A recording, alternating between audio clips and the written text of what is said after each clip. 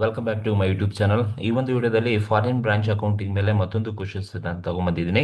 So ಇದು ಕೂಡ section B ಗೆ ಕೇಳ್ತಕ್ಕಂಥ ಕ್ವಶನ್ಸ್. ಯಾವ ತರ ಆನ್ಸರ್ಸ್ ಅನ್ನು ಮಾಡಬೇಕು ಅನ್ನೋದನ್ನ ನಾನು ನಿಮಗೆ ಈ ಒಂದು ವಿಡಿಯೋದಲ್ಲಿ ತಿಳಿಸ್ಕೊಡ್ತೀನಿ. ಇದು ಸೆಕೆಂಡ್ ಸೆಮಿಸ್ಟರ್ ಬಿ.ಕಾಮ್ ಮತ್ತೆ ಬಿ.ಬಿ.ಎ ನಲ್ಲಿ ಇರ್ತಕ್ಕಂಥ ಸ್ಟೂಡೆಂಟ್ಸ್ಗೆ ಬ್ರಾಂಚ್ ಅಕೌಂಟಿಂಗ್ ಏನಿದೆ, ಫಾರಿನ್ ಬ್ರಾಂಚ್ ಅಕೌಂಟಿಂಗ್ ಅಲ್ಲಿ ಬರ್ತಕ್ಕಂಥ ಒಂದು ಕ್ವಶನ್. ಬನ್ನಿ ಕ್ವಶನ್ಸ್ ಹೇಗಿದೆ, ಯಾವ ತರ ಆನ್ಸರ್ ಮಾಡಬೇಕು ಅನ್ನೋದನ್ನ ನೋಡ್ತಾ ಹೋಗೋಣ. RCB limited Bangalore as a branch at Sydney. RCB limited ಬೆಂಗಳೂರಲ್ಲಿ ಇರ್ತಕ್ಕಂಥ ಒಂದು ಕಂಪನಿಯ ಬ್ರಾಂಚು ಸಿಡ್ನಿನಲ್ಲಿದೆ. ದಟ್ ಇಸ್ ಆಸ್ಟ್ರೇಲಿಯಾದಲ್ಲಿ. ಸಿಡ್ನಿ ಇರೋದು ಆಸ್ಟ್ರೇಲಿಯಾದಲ್ಲಿ. And is an internal foreign operations of RCB limited. ಅಂದ್ರೆ ಆ ಒಂದು ಸಿಡ್ನಿಲಿ ಇರ್ತಕ್ಕಂಥ branch it is an integral foreign operations. ಅಂದ್ರೆ it is a dependent company, dependent branch of RCB limited. The following is the trial balance of Sydney branch. ಅಂದ್ರೆ this is the trial balance they are given in the question. The question ಅಲ್ಲಿ ಇರ್ತಕ್ಕಂಥ trial balance Sydney branch ಕೊಟ್ಟಿದ್ದಾರಂತೆ. The following is the trial balance of Sydney branch as on 31st March 2024, which is presented in AUD.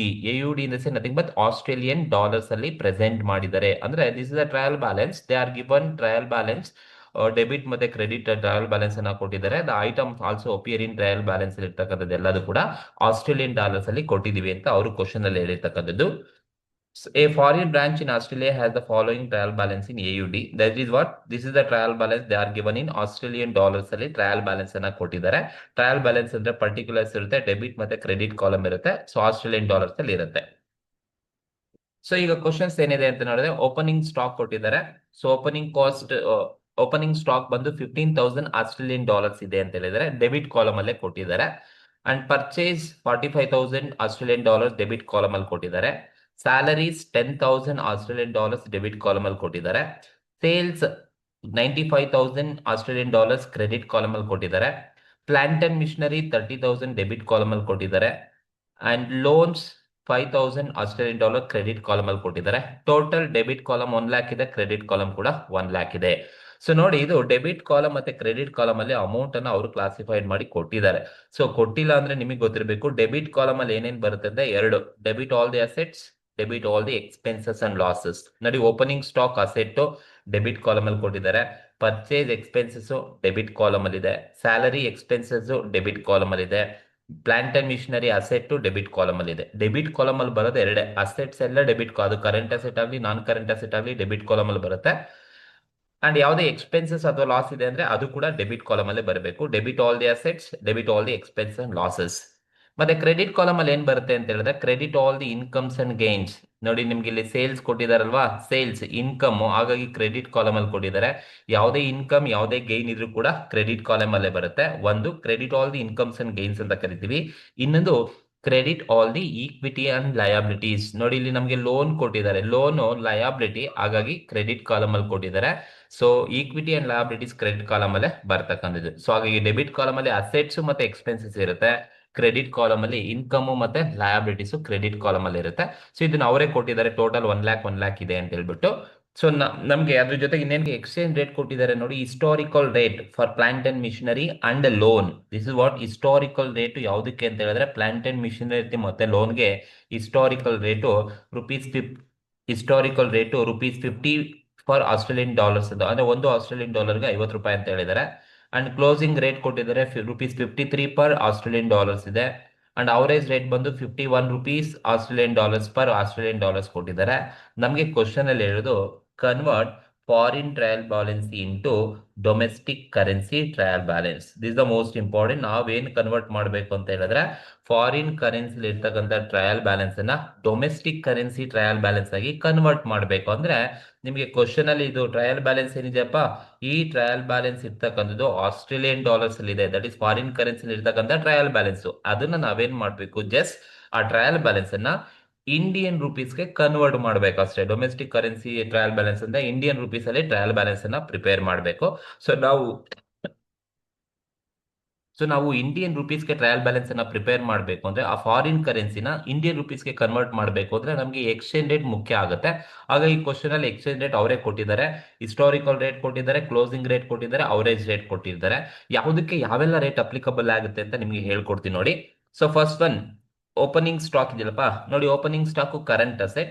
ಯಾವುದೇ current assets ಅನ್ನ question ಅಲ್ಲಿ ಕೊಟ್ಟಿದ್ದಾರೆ ಅಂತ ಹೇಳಿದ್ರೆ current ಅಸೆಟ್ಗೆ applicable ಆಗೋದು ಯಾವ ರೇಟ್ ಅಪ್ಪ ಅಂತ ಹೇಳಿದ್ರೆ ಎಲ್ಲಾ ಕರೆಂಟ್ ಅಸೆಟ್, ಯಾವುದೇ ಕರೆಂಟ್ ಅಸೆಟ್ ಕೊಡ್ಲಿ ಕ್ವಶನ್ ಅಲ್ಲಿ ಕರೆಂಟ್ ಅಸೆಟ್ಗೆ ಯಾವ ಎಕ್ಸ್ಚೇಂಜ್ ರೇಟ್ ಯೂಸ್ ಮಾಡಬೇಕು ಅಂದ್ರೆ ಯಾವಾಗ್ಲೂ ಕ್ಲೋಸಿಂಗ್ ರೇಟ್ ಅನ್ನೇ ಯೂಸ್ ಮಾಡಬೇಕು. ಇಲ್ಲಿ ಕ್ಲೋಸಿಂಗ್ ರೇಟ್ ಎಷ್ಟಿದೆ ಅಂತ ಹೇಳಿದ್ರೆ this is closing rate questions ಅಲ್ಲಿ ಕೊಟ್ಟಿದ್ದಾರೆ ನೋಡಿ.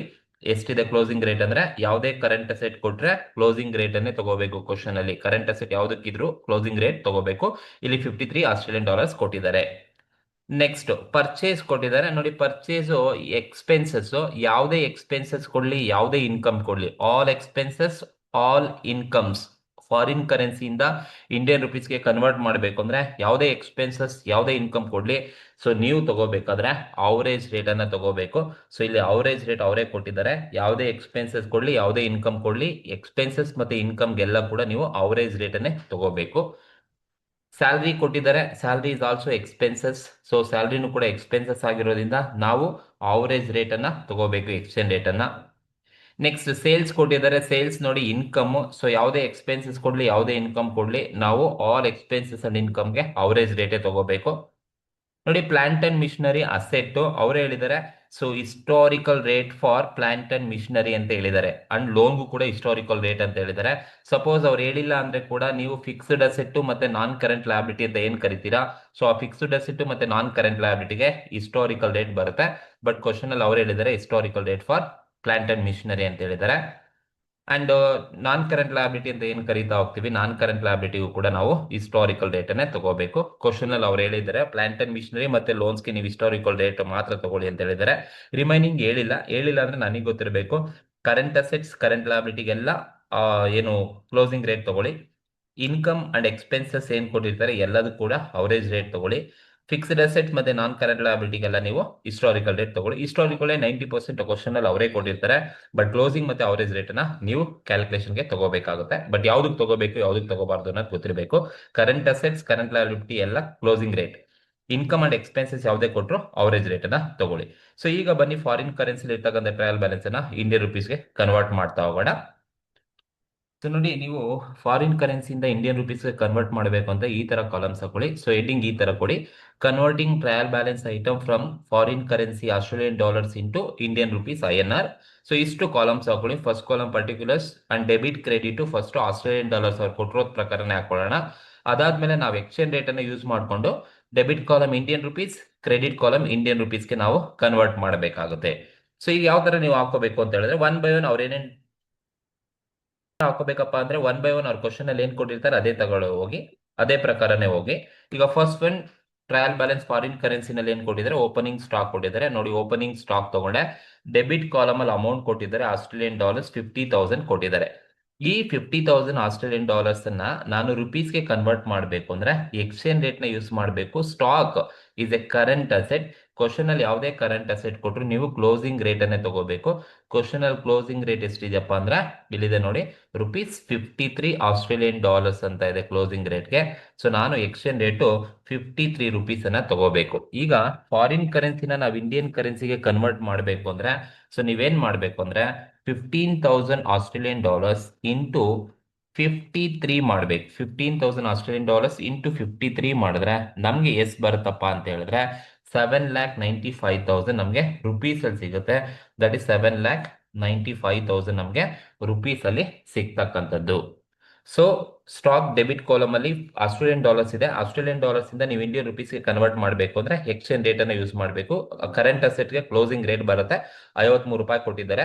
ಸೊ 15,000 ಆಸ್ಟ್ರೇಲಿಯನ್ ಡಾಲರ್ಸ್ ಇಂಟು $1ಗೆ ₹53 ಅಂತ ಹೇಳಿದ್ದಾರೆ. ಮಲ್ಟಿಪ್ಲೈ ಮಾಡಿದ್ರೆ ನಮಗೆ 7,95,000 ಬರುತ್ತೆ. ಡೆಬಿಟ್ ಕಾಲಮ್ ಅಲ್ಲೇ ತಗೋಬೇಕು, ಯಾಕಂದ್ರೆ ಅಸೆಟ್ ಡೆಬಿಟ್ ಕಾಲಮ್ ಅಲ್ಲೇ ಇರ್ತಕ್ಕಂಥದ್ದು.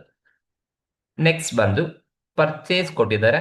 ಸೊ ಫಾರಿನ್ ಕರೆನ್ಸಿನಲ್ಲಿ ಪರ್ಚೇಸ್ ಎಕ್ಸ್ಪೆನ್ಸಸ್ ಡೆಬಿಟ್ ಕಾಲಮ್ ಅಲ್ಲೇ ಕೊಟ್ಟಿದ್ದಾರೆ, 45,000 ಕೊಟ್ಟಿದ್ದಾರೆ.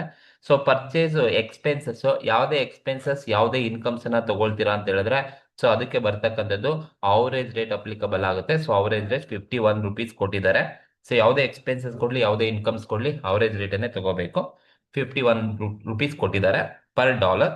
ಸೊ ನಾನೀಗ ಏನ್ ಮಾಡ್ಬೇಕು ಅಂದ್ರೆ ಈಗ $45,000 ಏನಿದೆ ಇದನ್ನ ನಾನು ರುಪೀಸಿಗೆ ಕನ್ವರ್ಟ್ ಮಾಡ್ಬೇಕು ಅಂದ್ರೆ 45,000 ಇಂಟು 51 ರುಪೀಸ್ ಮಾಡಿದ್ರೆ ನನಗೆ ಎಷ್ಟು ಬರುತ್ತೆ ಅಂತ ಹೇಳಿದ್ರೆ 22,95,000 ರುಪೀಸ್ ನನಗೆ ಬರುತ್ತೆ. ಸೊ ಡೆಬಿಟ್ ಕಾಲಮ್ ಅಲ್ಲೇ ತಗೋಬೇಕು. ಎಕ್ಸ್ಪೆನ್ಸಸ್ ಡೆಬಿಟ್ ಕಾಲಮ್ ಅಲ್ಲಿ ಕೊಟ್ಟಿದ್ದಾರೆ. 22,95,000 ನಮಗೆ ಸಿಗುತ್ತೆ. ಸೊ ಇದು ಆಸ್ಟ್ರೇಲಿಯನ್ ಡಾಲರ್ಸ್ 45 ರುಪೀಸ್ ಇದೆ. ಸೊ ಈ 45 ಆಸ್ಟ್ರೇಲಿಯನ್ ಡಾಲರ್ಸ್ 45,000 ಇದೆ. ಇದನ್ನ ನಾನು ರುಪೀಸಿಗೆ ಕನ್ವರ್ಟ್ ಮಾಡಬೇಕು ಅಂದ್ರೆ ಎಕ್ಸ್ಚೇಂಜ್ ರೇಟ್ 51 ರೂಪಾಯಿ ತಗೊಂಡಿದ್ದೀನಿ. ಅವರೇಜ್ ರೇಟ್ ಅಪ್ಲಿಕಬಲ್ ಆಗುತ್ತೆ ಎಕ್ಸ್ಪೆನ್ಸಸ್ಗೆ. ಸೊ 22,95,000 ಬರುತ್ತೆ. ನೆಕ್ಸ್ಟ್ ಏನಿದೆ ಅಂತ ಹೇಳಿದ್ರೆ ಕ್ವಶನ್ ಅಲ್ಲಿ ಸ್ಯಾಲರೀಸ್ ಇದೆ. ಸ್ಯಾಲರಿ ಕೂಡ ಎಕ್ಸ್ಪೆನ್ಸಸ್, ಹಾಗಾಗಿ ಡೆಬಿಟ್ ಕಾಲಮ್ ಅಲ್ಲೇ ತಗೊಂಡಿದ್ದಾರೆ. ಸೊ ಸ್ಯಾಲರಿ ಎಕ್ಸ್ಪೆನ್ಸಸ್ ಆಗಿರೋದ್ರಿಂದ 10,000 ಆಸ್ಟ್ರೇಲಿಯನ್ ಡಾಲರ್ಸ್ ಇದೆ.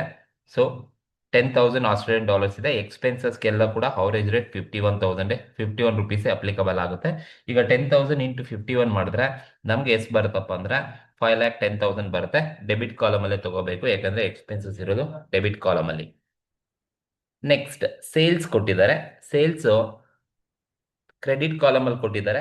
ಸೇಲ್ಸ್ ಇಸ್ ಎನ್ ಇನ್ಕಮ್, ಹಾಗಾಗಿ ಕ್ರೆಡಿಟ್ ಕಾಲಮ್ ಅಲ್ಲಿ ಕೊಟ್ಟಿದ್ದಾರೆ. ಎಷ್ಟು ಕೊಟ್ಟಿದ್ದಾರಪ್ಪ ಅಂತ ಹೇಳಿದ್ರೆ 95,000 ಆಸ್ಟ್ರೇಲಿಯನ್ ಡಾಲರ್ಸ್ ಕೊಟ್ಟಿದ್ದಾರೆ. ಸೊ ಯಾವುದೇ ಎಕ್ಸ್ಪೆನ್ಸಸ್ ಆಗಲಿ ಇನ್ಕಮ್ ಆಗಲಿ ನಮಗೆ ಅವರೇಜ್ ರೇಟ್ ಅಪ್ಲಿಕಬಲ್ ಆಗೋದು. So sales income average rate applicable ಆಗುತ್ತೆ. ಸೊ 51 ರುಪೀಸ್ ಇದೆ. ಸೊ ನಾವೇನ್ ಮಾಡಬೇಕು ಅಂದ್ರೆ ಈಗ ರುಪೀಸಿಗೆ ಕನ್ವರ್ಟ್ ಮಾಡಬೇಕು ಅಂದ್ರೆ 95,000 Australian dollars into 51 rupees exchange rate ಅನ್ನು ಯೂಸ್ ಮಾಡಿದ್ರೆ ನಮಗೆ ಬರ್ತಕ್ಕಂಥದ್ದು ಎಷ್ಟು ಬರುತ್ತಪ್ಪ ಅಂತ ಹೇಳಿದ್ರೆ 95,000 ಇಂಟು 51 48,45,000 ನಮಗೆ ಸಿಗುತ್ತೆ. 48,45,000 ನಮಗೆ ಸಿಗುತ್ತೆ.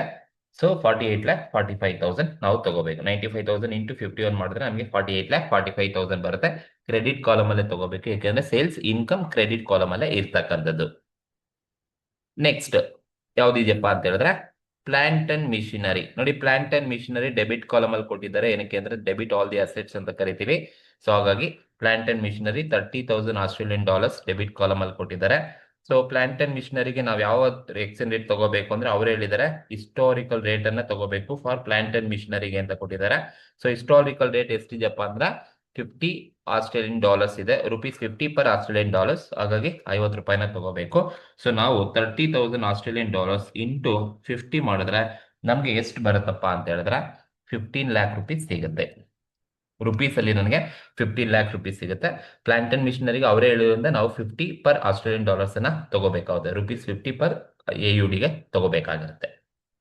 ನೆಕ್ಸ್ಟ್ ಪ್ಲಾಂಟ್ ಅಂಡ್ ಮಿಷನರಿ ಆದ್ಮೇಲೆ ನೆಕ್ಸ್ಟ್ ಇನ್ ಯಾವ್ದಿದೆ ಅಂತ ಹೇಳಿದ್ರೆ ಮಿಷನರಿ ಆದ್ಮೇಲೆ ಇನ್ಯಾವ್ದಿದೆ ಅಂತ ಹೇಳಿದ್ರೆ ಲಾಸ್ಟ್ ಒನ್ ಲೋನ್ ಇದೆ. ಸೊ ಲೋನ್ ನೋಡಿ ಲಯಬಿಲಿಟಿ. ಸೊ ಲಯಬಿಲಿಟೀಸ್ ಎಲ್ಲ ಕ್ರೆಡಿಟ್ ಕಾಲಮ್ ಅಲ್ಲೇ ಬರಬೇಕು. ಹಾಗೆ ನನ್ನ ಕ್ರೆಡಿಟ್ ಕಾಲಮ್ ಅಲ್ಲಿ ಕೊಟ್ಟಿದ್ದಾರೆ 5,000 ಆಸ್ಟ್ರೇಲಿಯನ್ ಡಾಲರ್ಸ್ ಕೊಟ್ಟಿದ್ದಾರೆ. ಸೊ ಲೋನ್ಗೆ ಎಷ್ಟಂತ ಅವರೇ ಕ್ವಶನ್ ಅಲ್ಲಿ ಹೇಳಿದ್ದಾರೆ 50 ರೂಪಾಯಿ ತಗೊಳ್ಳಿ ಎಕ್ಸ್ಚೇಂಜ್ ರೇಟ್ ಅಂತ ಹೇಳಿದ್ದಾರೆ. Because historical rate applicable for plant and machinery ಮತ್ತೆ ಲೋನ್ಗೆ 50 ರೂಪಾಯಿ ಬರುತ್ತೆ. ಸೊ ಈಗ 5,000 ಆಸ್ಟ್ರೇಲಿಯನ್ ಡಾಲರ್ಸ್ ಇಂಟು 50 ಮಾಡಿದ್ರೆ ಸೊ ನನಗೆ ಎಷ್ಟು ಬರುತ್ತಪ್ಪ ಅಂತ ಹೇಳಿದ್ರೆ 5,000 ಇಂಟು 50 ಮಾಡಿದ್ರೆ ಸೊ ನನಗೆ 2,50,000 ನಮಗೆ ಸಿಗುತ್ತೆ. ಸೊ 2,50,000 2,50,000 ಸಿಗುತ್ತೆ. ಸೊ ಇದು ಫಸ್ಟ್ ನಾವು ಮಾಡಬೇಕಾಗಿರೋದು ಇಷ್ಟು ಕೂಡ ಕೊಟ್ಟಿರೋ foreign currency trial balance items ಅನ್ನ ಇಂಡಿಯನ್ ರುಪೀಸ್ಗೆ ಕನ್ವರ್ಟ್ ಮಾಡಬೇಕು. ನೋಡಿ, ಟ್ರಯಲ್ ಬ್ಯಾಲೆನ್ಸ್ ಅಲ್ಲಿ ಕ್ವಶನ್ ಅಲ್ಲಿ ಕೊಟ್ಟಿರೋದು ಇಷ್ಟು. ಸೊ ಡೆಬಿಟ್ ಕಾಲಮ್ ಇದೆ, ಕ್ರೆಡಿಟ್ ಕಾಲಮ್ ಅಮೌಂಟ್ ಕೊಟ್ಟಿದ್ದಾರೆ, ಆಸ್ಟ್ರೇಲಿಯನ್ ಡಾಲರ್ಸ್ ಕೊಟ್ಟಿದ್ದಾರೆ. ನಮಗೆ ಕೇಳೋದು ನೀವು ಇಂಡಿಯನ್ ರುಪೀಸ್ಗೆ ಕನ್ವರ್ಟ್ ಮಾಡಿ ಅಂತ ಹೇಳಿದ್ದಾರೆ. ಸೊ ಡೆಬಿಟ್ ಮತ್ತೆ ಕ್ರೆಡಿಟ್ ಇಂಡಿಯನ್ ರುಪೀಸ್ಗೆ ಕನ್ವರ್ಟ್ ಮಾಡಿದ್ವಿ with the help of exchange rate ಅನ್ನ ಯೂಸ್ ಮಾಡಿಕೊಂಡು.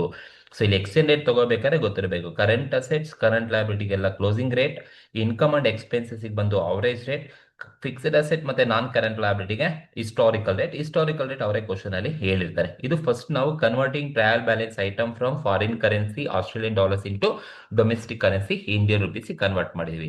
ಇಷ್ಟು ಕನ್ವರ್ಟ್ ಮಾಡಿದ್ಮೇಲೆ ನೀವು ಟ್ರಯಲ್ ಬ್ಯಾಲೆನ್ಸ್ ಅನ್ನ ಪ್ರಿಪೇರ್ ಮಾಡಬೇಕು. ಇಷ್ಟು ಮಾಡಿದ್ರೆ ನೀವು ಟ್ರಯಲ್ ಬ್ಯಾಲೆನ್ಸ್ ಅನ್ನ ಮಾಡ್ದಂಗೆ ತುಂಬಾ ಈಸಿಯಾಗಿ ಮುಗ್ದೋಗ್ಬಿಡುತ್ತೆ. ಸೊ ನೀವು ಟ್ರಯಲ್ ಬ್ಯಾಲೆನ್ಸ್ ಅನ್ನ ಮಾಡಬೇಕು ಅಂದ್ರೆ ಈ ತರ ಹೆಡಿಂಗ್ ಹಾಕೊಳ್ಳಿ. ಸೊ ಈ ತರ ಕಾಲಮ್ಸ್ ಹಾಕೊಂಡು ನೀವು ಸಿಂಪಲ್ ಆಗಿ ಆನ್ಸರ್ ಮಾಡ್ತಾ ಹೋಗಿ. ನೋಡಿ, ಈಗ ನಾವು ಟ್ರಯಲ್ ಬ್ಯಾಲೆನ್ಸ್ ಇಂಡಿಯನ್ ರುಪೀಸ್ ಅಲ್ಲಿ ಮಾಡ್ತಾ ಇದೀವಿ. ಮಾಡ್ಬೇಕಾದ್ರೆ ನಾವು ಡೆಬಿಟ್ ಮತ್ತೆ ಕ್ರೆಡಿಟ್ ಇಂಡಿಯನ್ ರುಪೀಸ್ ಅನ್ನೇ ತಗೋಬೇಕು. ಸೊ ನಿಮಗೆ ಫಸ್ಟ್ ಟ್ರಯಲ್ ಬ್ಯಾಲೆನ್ಸ್ ಐಟಮ್ ಏನೇನು ಕೊಟ್ಟಿದ್ದಾರೆ ಅಷ್ಟು ತಗೊಳ್ಳಿ. ಈಗ ನೋಡಿ, ಓಪನಿಂಗ್ ಸ್ಟಾಕ್ ಕೊಟ್ಟಿದ್ದಾರೆ, ಸೊ ಪರ್ಚೇಸ್ ಕೊಟ್ಟಿದ್ದಾರೆ, ಸ್ಯಾಲರೀಸ್ ಇದೆ, ಸೇಲ್ಸ್ ಇದೆ, ಪ್ಲಾಂಟ್ ಅಂಡ್ ಮಿಷನ್ ಇದೆ, ಲೋನ್ ಇದೆ. ಸೊ ನೀವು ಅಷ್ಟು ಪರ್ಟಿಕ್ಯುಲರ್ ಅಲ್ಲಿ ಏನೇನು ಇರುತ್ತೋ ಐಟಮ್ಸ್ ಎಲ್ಲದನ್ನು ಕೂಡ ನೀವು ತಗೊಳ್ಳಿ. ಸೊ ಎಲ್ಲ ಐಟಮ್ಸ್ ಅನ್ನ ತಗೊಳ್ಳಿ. ಸೊ ನಾನು ಇಲ್ಲಿ ಓಪನಿಂಗ್ ಸ್ಟಾಕ್ ತಗೊಂಡಿದ್ದೀನಿ, purchase, salary, sales, plant and missionary, loan ಎಲ್ಲ ಐಟಮ್ಸ್ ಅನ್ನ ತಗೊಂಡಿದ್ದೀನಿ. ತಗೊಂಡಾದ್ಮೇಲೆ ನೀವೇನ್ ಮಾಡಿ ಅಂದ್ರೆ ಸೀದಾ ರುಪೀಸ್ ಕಾಲಮಿಗೆ ಬನ್ನಿ. ಡೆಬಿಟ್ ಮತ್ತೆ ಕ್ರೆಡಿಟ್ ಕಾಲಮ್ ಅಲ್ಲಿ ಅಮೌಂಟ್ ಇದೆಯಲ್ವಾ, ಆಯಾ ಅಮೌಂಟ್ ಅನ್ನ ಆಯಾ ಐಟಮ್ಸ್ಗೆ ಪೋಸ್ಟ್ ಮಾಡಿ ಅಷ್ಟೇ. ಈಗ ಓಪನಿಂಗ್ ಸ್ಟಾಕ್ ಡೆಬಿಟ್ ಕಾಲಮ್ ಅಲ್ಲಿ ಇದೆ, ಎಷ್ಟಿದೆಯಪ್ಪ ಅಂತ ಹೇಳಿದ್ರೆ 7,95,000 ಕೊಟ್ಟಿದ್ದಾರೆ. So opening stock debit column ಅಲ್ಲಿ 7,95,000 ಇದೆ. ಪರ್ಚೇಸ್ ಡೆಬಿಟ್ ಕಾಲಮ್ ಅಲ್ಲಿ ಇದೆ 22,95,000 ಇದೆ. ಸೊ ಡೆಬಿಟ್ ಕಾಲಮ್ ಅಲ್ಲಿ ರುಪೀಸ್ ಅನ್ನ ತಗೊಳ್ತಾ ಇದ್ದೀನಿ. ಸ್ಯಾಲರಿ ಎಕ್ಸ್ಪೆನ್ಸಸ್ ಡೆಬಿಟ್ ಕಾಲಮ್ ಅಲ್ಲಿ ಇದೆ 5,10,000. ಸೊ ಡೆಬಿಟ್ ಕಾಲಮ್ ಅಲ್ಲಿ 5,10,000. ಸೇಲ್ಸ್ ಕ್ರೆಡಿಟ್ ಕಾಲಮ್ ಅಲ್ಲಿ ಇದೆ ಇನ್ಕಮ್ 48,45,000. ಸೊ ಹಾಗಾಗಿ ಕ್ರೆಡಿಟ್ ಕಾಲಮ್ ಅಲ್ಲಿ 48,45,000 ತಗೊಂಡಿದ್ದೇನೆ. Plant and machinery asset to debit column ಅಲ್ಲಿ 15 ಲ್ಯಾಕ್ ಕೊಟ್ಟಿದ್ದಾರೆ. So plant and machinery 15 lakh ತಗೊಂಡಿದ್ದೇನೆ. ಲೋನ್ ಲಯಬಿಲಿಟಿ ಹಾಗೆ ಕ್ರೆಡಿಟ್ ಕಾಲಮ್ ಅಲ್ಲಿ ಕೊಟ್ಟಿದ್ದಾರೆ 2,50,000 ಕ್ರೆಡಿಟ್ ಕಾಲಮ್ ಅಲ್ಲಿ ತಗೊಂಡಿದ್ದೀನಿ. ಸೊ ಇಷ್ಟು ನೀವು ಅಲ್ಲಿ ಕನ್ವರ್ಟ್ ಮಾಡೋ ಟ್ರಯಲ್ ಬ್ಯಾಲೆನ್ಸ್ ಐಟಮ್ಸ್ ಅನ್ನ ರುಪೀಸ್ ಅಲ್ಲಿ ನೀವು ಹೊಸದಾಗಿ ಪ್ರಿಪೇರ್ ಮಾಡಬೇಕು. ಪರ್ಟಿಕ್ಯುಲರ್ಸ್ ಅಲ್ಲಿ ಏನಿರುತ್ತೆ ಎಲ್ಲ ಬರ್ಕೊಳ್ಳಿ. ಇಂಡಿಯನ್ ರುಪೀಸ್ ಮತ್ತೆ ಡೆಬಿಟ್ ಕ್ರೆಡಿಟ್ ಏನಿರುತ್ತೆ ಅದನ್ನ ಕರೆಕ್ಟ್ ಆಗಿ ಪೋಸ್ಟ್ ಮಾಡಿ. ಈಗ ಪೋಸ್ಟ್ ಮಾಡಿದಾದ್ಮೇಲೆ ಟೋಟಲ್ ಮಾಡಿ ಯಾವ ಸೈಡ್ ಜಾಸ್ತಿ ಬರುತ್ತೆ ಅಂತ ನೋಡ್ಕೊಳ್ಳಿ. ಇಷ್ಟು ಟೋಟಲ್ ಮಾಡಿದ್ರೆ ಯಾವ ಸೈಡ್ ಜಾಸ್ತಿ ಬರುತ್ತಪ್ಪ ಅಂದ್ರೆ, ನಾನು ಡೆಬಿಟ್ ಸೈಡ್ ಟೋಟಲ್ ಮಾಡಿದ್ದೀನಿ. ಡೆಬಿಟ್ ಸೈಡ್ ನನಗೆ ಎಷ್ಟು ಬರ್ತಾ ಇದೆ ಅಂದ್ರೆ 51,00,000 ಬರ್ತಾ ಇದೆ. ಕ್ರೆಡಿಟ್ ಕಾಲಮ್ ಅಲ್ಲಿ ಟೋಟಲ್ ಮಾಡಿದ್ರೆ ನನಗೆ 50,95,000 ಬರ್ತಾ ಇದೆ. ಹಾಗಾಗಿ ಡೆಬಿಟ್ ಕಾಲಮ್ ಅಲ್ಲೇ ಜಾಸ್ತಿ ಇರ್ತಕ್ಕಂಥದ್ದು. ಸೊ ಟೋಟಲ್ ಮಾಡಿದ್ರೆ 51 ಲ್ಯಾಕ್ ಡೆಬಿಟ್ ಕಾಲಮ್ ಅಲ್ಲೇ ಜಾಸ್ತಿ ಇರ್ತಕ್ಕಂಥದ್ದು. ಸೊ ಹಾಗಾಗಿ ಎರಡು ಕಾಲಮ್ ಅಲ್ಲಿ ನಾನು 51 ಲ್ಯಾಕ್ ಅಂತ ತಗೊಂಡಿದ್ದೀನಿ. ಸೊ ಈಗ ನೀವು ಡಿಫ್ರೆನ್ಸ್ ಮಾಡಿದ್ರೆ, ಸೊ ಡಿಫ್ರೆನ್ಸ್ ಯಾವ ಸೈಡ್ ಕಡಿಮೆ ಇರುತ್ತೆ ಅಂತ ಹೇಳಿದ್ರೆ ಕ್ರೆಡಿಟ್ ಕಾಲಮ್ ಅಲ್ಲಿ ಕಡಿಮೆ ಇದೆ. ಸೊ ಆ ಡಿಫ್ರೆನ್ಸ್ ಏನಂತ ತಗೋಬೇಕು ಅಂದ್ರೆ ನಾವು ಪ್ರಾಫಿಟ್ ಅಂಡ್ ಲಾಸ್ ಅಕೌಂಟ್ ಅಂತ ಕರಿತೀವಿ. That is balancing figure amount. Balancing figure ಏನ್ ಬರುತ್ತೆ, ಸೊ ಡೆಬಿಟ್ ಕಾಲಮ್ ಅಲ್ಲಿ 51 ಲ್ಯಾಕ್ ಇದೆ, ಕ್ರೆಡಿಟ್ ಕಾಲಮ್ ಅಲ್ಲಿ ಕಡಿಮೆ ಇದೆ. ಸೊ ಬ್ಯಾಲೆನ್ಸಿಂಗ್ ಫಿಗರ್ ಏನ್ ಬರುತ್ತೆ ಅಂತ ಹೇಳಿದ್ರೆ 5,000 ಕಡಿಮೆ ಇದೆ. ಸೊ ಹಾಗಾಗಿ ಅದನ್ನ ನಾವು 5,000 ರುಪೀಸ್ ನಾವು ಪ್ರಾಫಿಟ್ ಅಂಡ್ ಲಾಸ್ ಅಕೌಂಟ್ಗೆ ಕಳಿಸ್ಬೇಕಾಗುತ್ತೆ. ಸೊ ಇದು ಎಕ್ಸ್ಚೇಂಜ್ ಡಿಫರೆನ್ಸ್ ಅಮೌಂಟ್. ನನಗೆ ಫಾರಿನ್ ಕರೆನ್ಸಿಯಿಂದ ನಾವು ಇಂಡಿಯನ್ ರುಪೀಸ್ಗೆ ಕನ್ವರ್ಟ್ ಮಾಡಿದಾಗ ನನಗೆ ಎಕ್ಸ್ಚೇಂಜ್ ಡಿಫರೆನ್ಸ್ 5,000 ರೂಪಾಯಿ ಬರ್ತಾ ಇದೆ. ಕ್ರೆಡಿಟ್ ಕಾಲಮ್ ಅಲ್ಲಿ ಇದೆ ಅಂತ ಹೇಳಿದ್ರೆ ನನಗೆ ಲಾಸ್ ಅಂತ ಅರ್ಥ. ಸೊ ಇದು ನಾವು ಕ್ಯಾಲ್ಕುಲೇಷನ್ಸ್ ಅನ್ನ ಮಾಡಬೇಕಾಗಿರೋದು. ಇಷ್ಟು ಮಾಡಿದ್ರೆ ನಿಮಗೆ ಸೆಕ್ಷನ್ ಬಿ ನಲ್ಲಿ 8 ಮಾರ್ಕ್ಸ್ ಅನ್ನ ಕೊಡ್ತಾರೆ. ಸೊ ಕೊಟ್ಟಿರೋ ಕ್ವಶನ್ಸ್ ಅನ್ನ, ಟ್ರಯಲ್ ಬ್ಯಾಲೆನ್ಸ್ ಐಟಮ್ಸ್ ಅನ್ನ, ಫಾರಿನ್ ಕರೆನ್ಸಿನ ನೀವು ರುಪೀಸ್ಗೆ ಕನ್ವರ್ಟ್ ಮಾಡಿ. ರುಪೀಸ್ಗೆ ಕನ್ವರ್ಟ್ ಮಾಡಿದ್ರೆ ನಿಮಗೆ ಟ್ರಯಲ್ ಬ್ಯಾಲೆನ್ಸ್ ಮುಗ್ದೋಯ್ತು ಅಂತ. ಟೋಟಲ್ ಮಾಡಿ ಎರಡು ಕಡೆ ಈಕ್ವಲ್ ಇದ್ರೆ ಓಕೆ, ಡಿಫ್ರೆನ್ಸ್ ಬಂದೇ ಬರುತ್ತೆ. ಸೊ ಡೆಬಿಟ್ ಕಾಲಮ್ ಜಾಸ್ತಿ ಇರ್ಬೋದು, ಇಲ್ಲ ಕ್ರೆಡಿಟ್ ಕಾಲಮ್ ಜಾಸ್ತಿ ಇರ್ಬೋದು. ಯಾವ ಸೈಡ್ ಕಡಿಮೆ ಇರುತ್ತೋ ಅದನ್ನ ನೀವು ಪ್ರಾಫಿಟ್ ಅಂಡ್ ಲಾಸ್ ಅಕೌಂಟ್ಗೆ ಟ್ರಾನ್ಸ್ಫರ್ ಅನ್ನ ಮಾಡಿ. ಓಕೆ, ಇಷ್ಟು ಮಾಡಿದ್ರೆ ನಿಮಗೆ 8 ಮಾರ್ಕ್ಸ್ ಸಿಗುತ್ತೆ.